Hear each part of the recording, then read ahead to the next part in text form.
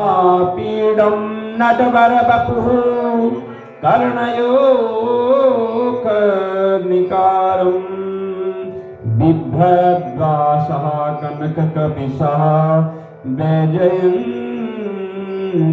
च मालाम् रङ्गान् वेणुअधरसुदया पूरयन् गोपवृन्दे वृन्दारण्यं सपदरमणं प्राविशद्गोपकीर्ति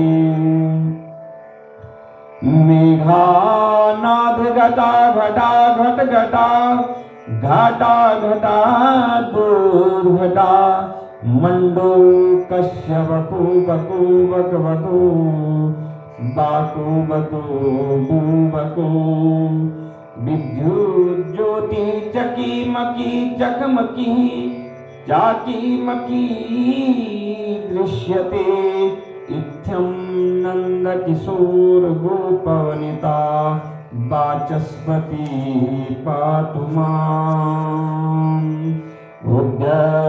विद्युत झटित झट झटा झाटनादास्फटानम् अन्यन्यां दृष्ट द्रष्टारणनलो डम्बरो डम्बराट्या झम झम झम झंक झंकार झिमिति झिम झिमा झंक झंकार घोरा कालध्वं काल कालः कलत किल किलः चक्रहस्तो नृसिंहा दशरथ तनयं तं सोऽसीतया सुपविष्टं धृतकरसरचापं ब्रह्मरूपं चिरेकं सकलभुवनकश्यां धारयं रमेशं नुतमलहरदक्षं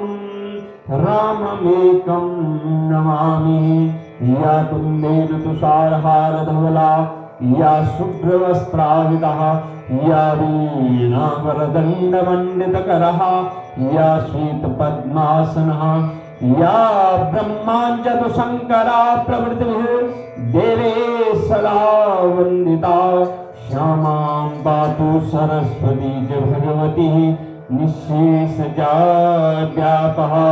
सच्चिदानन्दरूपायः विश्वोत्पत्त्यादिहेतवे तापत्रय विनाशाय श्रीकृष्णाय वयं नमः। बोलो राधा कृष्ण की बिहारी लाल की जय। बोलो सत्यनारायण भगवान की जय। बोलो लक्ष्मी नारायण भगवान की जय। बोलो बाल गोविंद भगवान की जय। बोलो गंगा माता की जय। बोलो तुलसी माता की जय। बोलो भोले भंडारी कैलाशपति मापति महादेव की जय। बोलो भगवती जगदम्बा माता की जय। बोलो सरस्वती माता की जय। बोलो राम लक्ष्मण भरत शत्रुघ्न सीता माता की जय। बोलो पवन पुत्र हनुमान की जय। बोलो क्षेत्रपाल खेड़ा बाबा की जय। बोलो कार्तिक महात्म्य की जय। बोलो सत्य सनातन धर्म की जय। गंगा गंगेति ब्रूयात् योजनानां सतीरपि मुच्यते सर्वपापेभ्यो विष्णुदूतं स गच्छति। ठीक है बेटा, ये चला दिए ना, ठीक है। तो इस प्रकार से हम भगवान नारायण की चरित्रों की अनंत कथाएं सुन रहे हैं, जिससे हमारा हृदय जो है भगवान में जो है भगवान की शरणों की ओर जो है अग्रसर हो रहा है। जितना हम भगवान का भजन करेंगे, जितना हरि नाम का स्मरण करेंगे, जितना हम कृष्ण नाम का जप करेंगे, राधा नाम का जप करेंगे, उतना ही हम भगवान के समीप अपने आप को पाएंगे और भगवान हमारे नजदीक आएंगे। तब हमें जो है भगवान को ढूंढने की आवश्यकता नहीं होगी। कहते हैं ना, गंगा गंगेति यो ब्रूयात योजनानाम सुरेरपि अमुच्यते सर्व पापेभ्यो विष्णुलोक सगच्छति। कहते हैं कि यदि हम गंगा के समीप नहीं जा पा रहे हैं, कि गंगा स्नान करना था और शरीर वृद्ध हो गया है, हाथ में दर्द हो गया, पैर में दर्द हो गया है, या धन का अभाव है, या परिस्थिति बस में नहीं जा पा रहा हूं, हम गंगा स्नान के लिए नहीं जा पा रहे। कोई ऐसी भी स्थिति आ जाती है कि तैयारी कर ली है, अब गाड़ी में बैठना है और हरिद्वार जाना, हरि की पौड़ी जाना है, गंगा जी में डुबकी लगानी है, परंतु ऐसा हो नहीं पाता है। कुछ ही समय पहले ऐसा हो जाता है, स्थिति विपरीत हो जाती है, हम माता गंगा में डुबकी लगाने के लिए नहीं जा पाते हैं। इसलिए कहा है, अरे गंगा मैया ऐसा नहीं कहती कि यहाँ आओ स्नान लगाओ, कहती है पहले जो है मन के अंदर जो स्थान है उसको पवित्र कर लो कि गंगा गंगेति यो ब्रूयात। जो गंगा गंगा शब्द को बोलता है, जो बार बार बोलता है, गंगा का स्मरण करता है, योजना नाम सुरेरपि, जो योजनों दूर से भी, कई किलोमीटर, हजारों किलोमीटर दूर से भी जो गंगा मैया का स्मरण करता है, ध्यान करता है, गंगा के स्वरूप का ध्यान करता है, गंगा की निर्मल धारा का ध्यान करता है, मुच्यते सर्व पापेभ्यो, मुच्यते सर्व पापेभ्यो विष्णुलोकं सगच्छति। इस प्रकार से जो है, जो योजनों दूर से भी माता गंगा का स्मरण करता है, गंगा की जलधाराओं का स्मरण करता है, उसके सारे पाप तो वैसे ही छूट जाते हैं। और जो है वो अंत में जब यहां से प्रयाण करता है, इस धरती से तो सबको प्रयाण करना है, जाना है, परंतु कहां जाना है वो हमें निश्चित करना है। यदि हम अच्छे कर्म करेंगे तो अच्छे लोक की प्राप्ति होगी, यदि बुरे कर्म करेंगे तो बुरे लोक की प्राप्ति होगी। अर्थात जो गंगा गंगा का ध्यान करेगा, गंगा गंगा का भजन करेगा, गंगा का नाम स्मरण करेगा, गंगा का रूप का ध्यान करेगा, गंगा की निर्मल धाराओं का ध्यान करेगा, उसको क्या होगा बोले, मुच्यते सर्व पापेभ्यो और विष्णुलोकं सगच्छति, कि वह अपने जीवन के अंत होने के बाद वह भगवान नारायण की शरणों में चले जाएगा। जहां कौन रहती है, माता गंगा का जहां निवास है।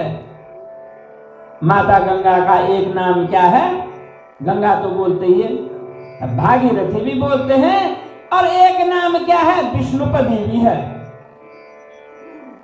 माता गंगा जो है भगवान नारायण के, विष्णु के चरणों में विराजमान रहती हैं। यदि हम गंगा गंगा गंगा, हे माँ गंगे, हर हर गंगे, जय माँ गंगे, किसी तरह भी हम जप करते रहें, भजन करते रहें, जय घोष करते रहें, तो जो है जब हमारा जीवन का अंत हो जाएगा तो हम वहां चले जाएंगे जहां माता गंगा जो है भगवान नारायण के चरणों में विराजमान है, जहां वह विष्णुपदी होकर के विराजमान रहती है।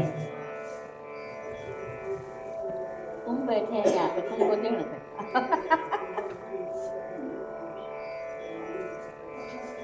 तो भगवान नारद जी जो है लगातार जो है राजा पृथु को कथा सुना रहे हैं। कहते हैं, यह कथा सुनकर ऋषि कहने लगे, हे सूत जी, भगवान के चरणों से उत्पन्न हुई गंगा की महिमा कही, कि भगवान के चरणों से जो गंगा मैया हुई है वो दिखती है। हम देखते भी, नदी तो वैसी भी है, बरसात आती है हमारे घर में ही गंगा आ जाती है, खूब नदियां बहती हैं, परंतु जो वह नदी बहती है गंगा, उसका महत्व बताइए प्रभु। मुझे तो सारी नदियां एक समान दिख रही हैं, मुझे महत्व बताइए उसका। उसका जल और उस अन्य जल में मैं अंतर कैसे महसूस करूं, यह मुझे बताइए। तब सूत जी ने कहा, हे ऋषियों, जो कुछ नारद जी ने राजा पृथु से कहा वही मैं तुमको सुनाता हूं।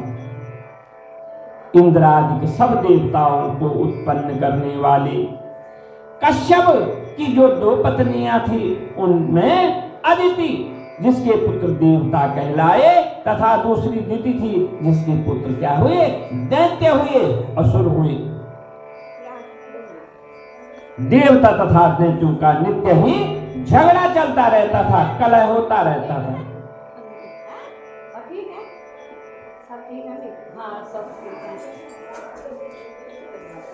उस समय विरोचन का पुत्र अर्थात प्रहलाद का पौत्र, प्रहलाद का पौत्र, प्रहलाद का नाती राजा जो है कौन था, बलि।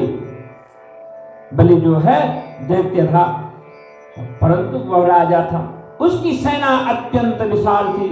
उसने समस्त पृथ्वी को जीत करके स्वर्ग का राज्य प्राप्त करने के लिए देवताओं पर चढ़ाई कर दी। अब सुर और असुर, शिल्प जो है प्रवृत्ति और आचरण का फर्क हुआ। दिति के पुत्र और अदिति के पुत्र दोनों किसकी पत्नियां थी, कश्यप ऋषि की पत्नियां। देवता किसकी संतान है, कश्यप की संतान है, और असुर भी किसकी संतान है, कश्यप की संतान है। परंतु देवताओं के भाव जो है देवत्व को प्राप्त हो गए, तभी तो देवता कहलाए। और जो है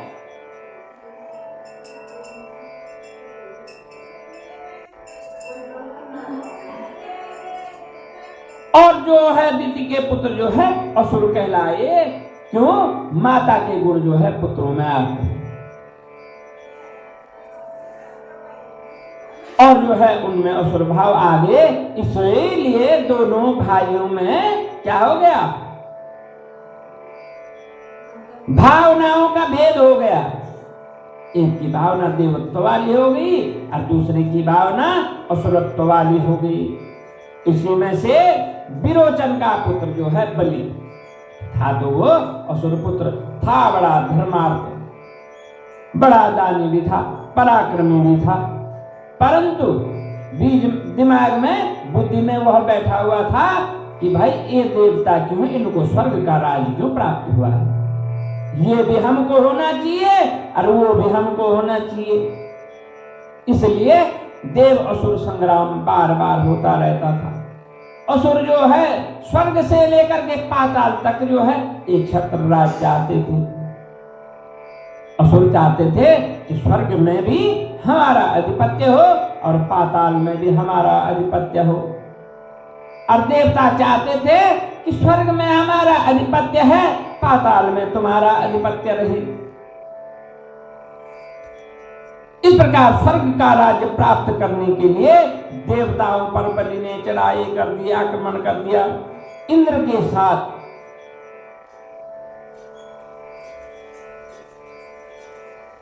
चारों ओर से इंद्र को घेर लिया।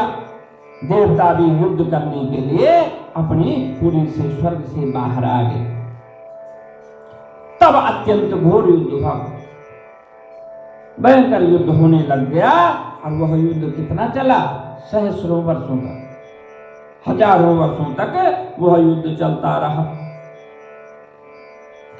सब एक दूसरे पर प्रहार करते रहे, कई वर्ष व्यतीत हो गए। इसके पश्चात दैत्यों का बल जो है बढ़ता हुआ देख कर देवता जो है मैदान छोड़ करके भागने लगे।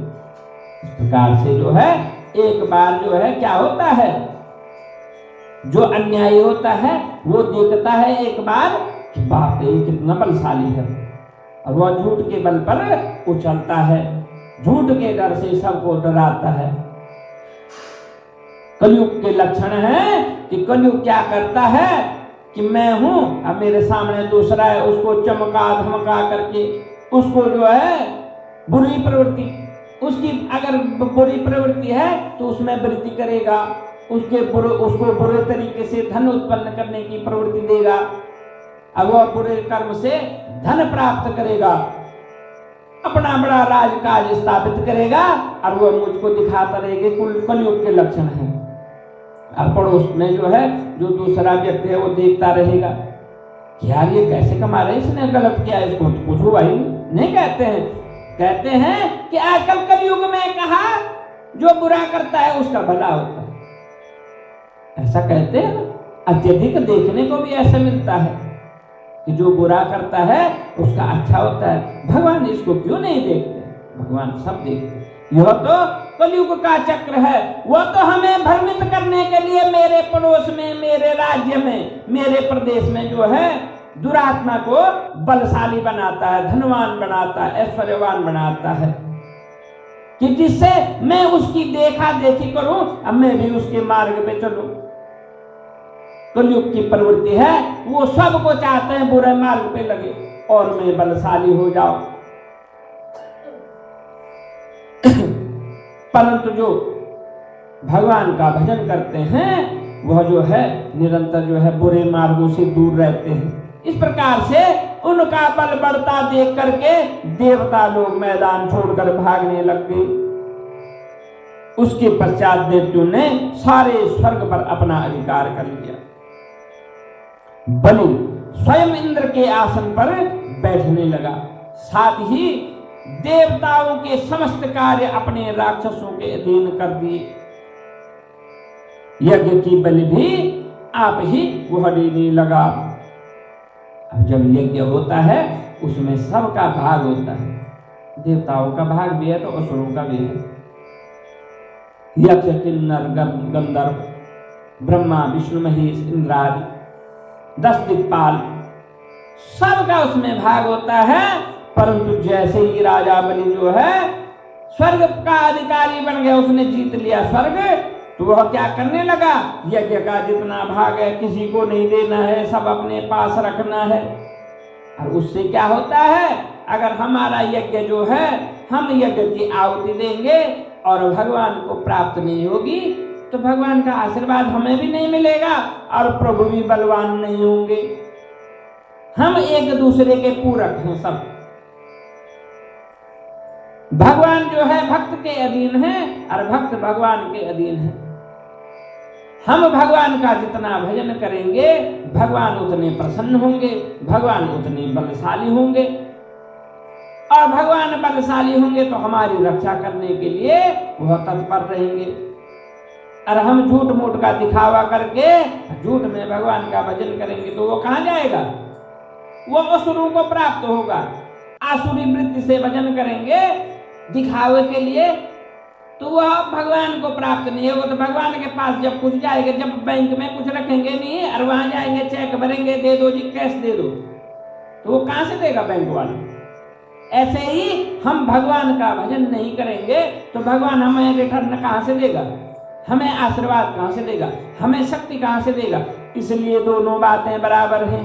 यदि हम भगवान का भजन करते हैं और भगवान नहीं देते तब की तो बात है। पर जब हमने भजन ही नहीं किया और भगवान के पास जा रहे, प्रभु आज मेरा फलाना काम है ये करके दे दो, भगवान कोई हमारा नौकर थोड़ी लग रहा है।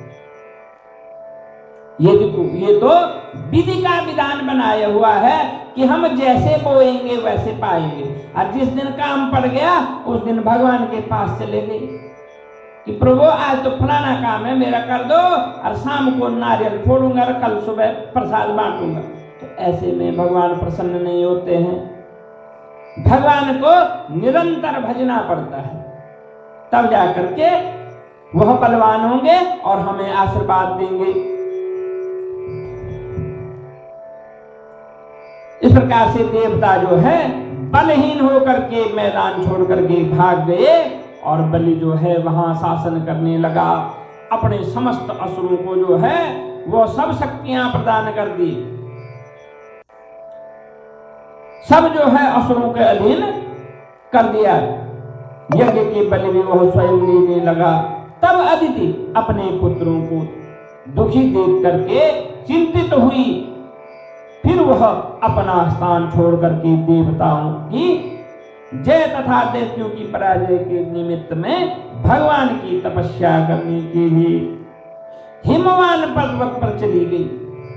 अब यह देख करके कि भाई मेरे पुत्र जो है राज्य के विहीन हो गए, घर के भी विहीन हो गए, अब उनके सिर के ऊपर छत भी नहीं है।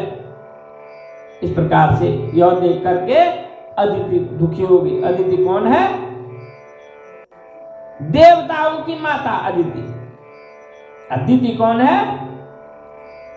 दिति असुरों की माता है, अदिति देवताओं की माता है। अदिति जो है दुखी हो गई है कि मेरे पुत्रों का राज छीन लिया। माता तो ऐसी होती है, चाहे असुर की हो चाहे सुर की। उसने देख लिया अब इनके पास घर नहीं है, बाहर नहीं, ये तो जो है कंदराओं में रह रहे हैं, कभी पेड़ के नीचे रह रहे हैं, कभी नदी किनारे रह रहे हैं। बलि ने तो इनको निकाल दिया है, इनका राजपाट, इनका घर बार छीन लिया है। तो वह दुखी हो गई और जो है चले गई हिमवान पर्वत। कैसे पर्वत पर? हिमवान कौन होता है? जिस पर्वत पे हिम हो अर्थात बर्फ हो, जो हिम से आच्छादित हो, ऐसे पर्वत पर चलेगी और वहां तप करने लगी। वहां कुछ समय फलाहार खाकर, कुछ काल तक सूखे पत्ते खाकर, अब जब फल का मौसम रहा होगा तब फल खाए। अब आजकल जैसे जो है ये शरद ऋतु के बाद अब जो है अब क्या आएगा? शीत ऋतु आएगी, सारे पत्ते पेड़ विहीन हो जाएंगे, अपने पत्तों को झाड़ लेंगे। तो इसलिए उस अदिति ने जो है इस शीतकाल में क्या किया? सूखे पत्तों का भक्षण किया। और जो है जब क्या हो गया, उस हिमवान पर्वत पर वो सूखे पत्ते भी क्या हो गए? बर्फ से ढक गए। तब क्या किया? सिर्फ पवन का सेवन किया, अर्थात सांस लेकर के जीवित रहे। इस प्रकार से उसने ऋतुओं के मौसम के अनुसार जो है तप पूर्ण किया अपना। फिर पैर के अग्रभाग से खड़े होकर के भगवान की तपस्या करने लगे। और कुछ समय तक क्या किया उसने? पंजों पे, पैर के आगे जो पंजे होते हैं अंगूठे, उनके सहारे खड़ी हो गई और भगवान का तप करने लगी। इस प्रकार 1000 वर्ष तक उग्र तपस्या की। देवताओं की माता जो है 1000 वर्ष तक वह अदिति जो है तपस्या कर रही है। किसके लिए कर रही है? देवताओं को उनको उनका घर पुनः प्राप्त हो जाए, इसलिए वह घनघोर तपस्या कर रही है। तब जो है मायावी राक्षस अदिति की घोर तपस्या से चिंतित होकर के राक्षसी माया से देवताओं का रूप धारण करके अदिति के पास जाकर के कहने लगे। अब जो है अदिति की तपस्या से तीनों लोग जो है प्रकाशमान होने लग गई है। वो 1000 वर्ष हो गया तपस्या करते करते, उसका प्रभाव दिखने लगा है, इसलिए जो है असुर परेशान होने लग गई। अब वह असुर जो है आसुरी माया से अदिति को भ्रमित करने के लिए वहां चले गए तपस्थली में। वह देवताओं का रूप धारण करके कहने लगे, हे माता, तुम हमारे लिए इतना घोर तप क्यों कर रही हो?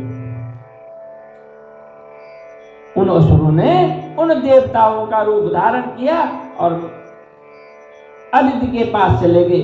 हे माता, हम तुम्हारे पुत्र हैं, हम तुम्हारे को ऐसे देख करके बड़े चिंतित हैं कि तपस्या हमने करनी थी, तुम कहां कर रही हो? हम तुम्हारे पुत्र हैं, तुम तपस्या छोड़ दो, हम करेंगे तपस्या। इस प्रकार से कहने लग गए। कह रहे हैं कि आत्मघात करना सब शास्त्रों में पाप बताया गया है।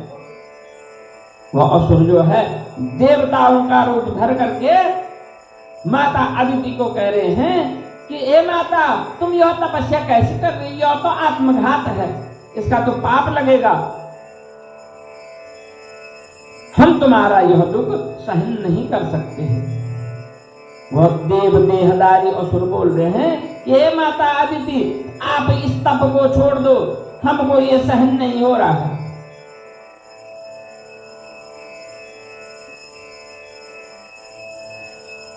माता का दुख देखकर कोई सुखी नहीं रह सकता तथा माता से कोई विमुख नहीं हो सकता।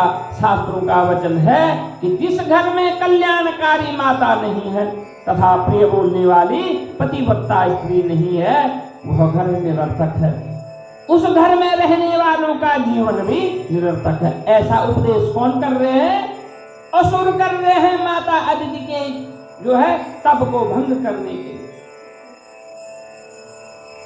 अतएव आप तप छोड़ करके अपने पुत्रों की को सुखी कीजिए। इस प्रकार से वो कह रहे हैं किसी भी तरह से छल बल से जो है यह माता अदिति जो है अपना तप त्याग दे और हमारे कहने के अनुसार 1000 वर्ष का तप इसका विफल हो जाए और देवता जो है अपने भाग से वंचित ही रहे। परंतु यह सुनकर भी अदिति समाज से चलायमान नहीं हुई। इतनी सब बात सुनकर के भी अदिति जो है अपनी साधना में लीन है। वो अपने स्थान से हिली भी नहीं, किसी प्रकार विचलित नहीं हुई। तब जो है असुर जो है क्रोधित हो गए कि हम जो है इसके पुत्रों का रूप धारण करके ले आए, अरे इसको कोई प्रभाव नहीं पड़ता है। तब उन्होंने उसको जो है जीवित जलाने का निर्णय कर दिया कि किसी तरह अब इसका वध किया जाए।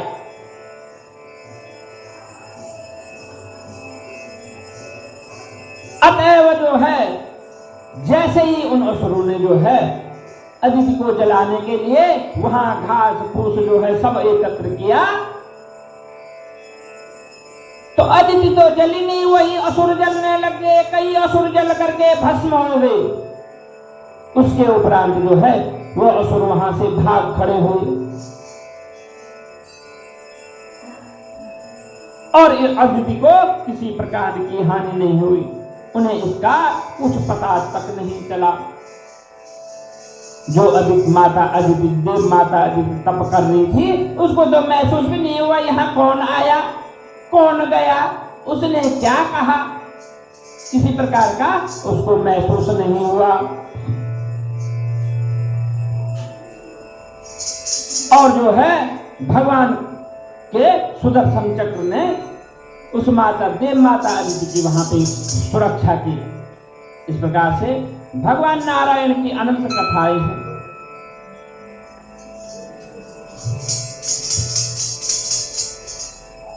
हम इस पूरे महीने में जो है भगवान कृष्ण का चरित्र, भगवान नारायण का चरित्र सुनते आ रहे हैं। हमें यत्न पूर्वक यह सब भगवान के चरित्र को अपने हृदय में धारण करना चाहिए। क्योंकि साल में जो है यह महीना जो चतुर्मास को पूर्ण करता है, इस महीने में जो देव उठनी एकादशी आएगी उसी दिन हम सबका जो है चतुर्मास व्रत, जिसने चतुर्मास का पालन किया होगा उसी दिन उस व्रत का भी समापन होगा। इस प्रकार से हमें भगवान की यह कथाएं जो हमने सुनी हैं हमें हमेशा हृदय में धारण करनी चाहिए।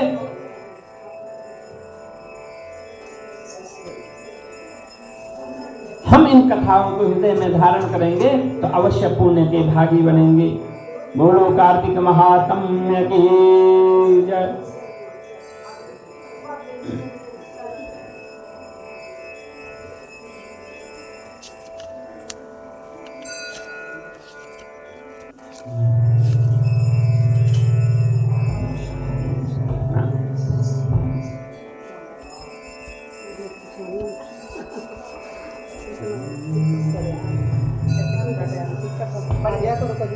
कोई नहीं आएगी। कब कहते 1 साल बाद मिलते हैं, तुम कहते आएंगे, आ जाना।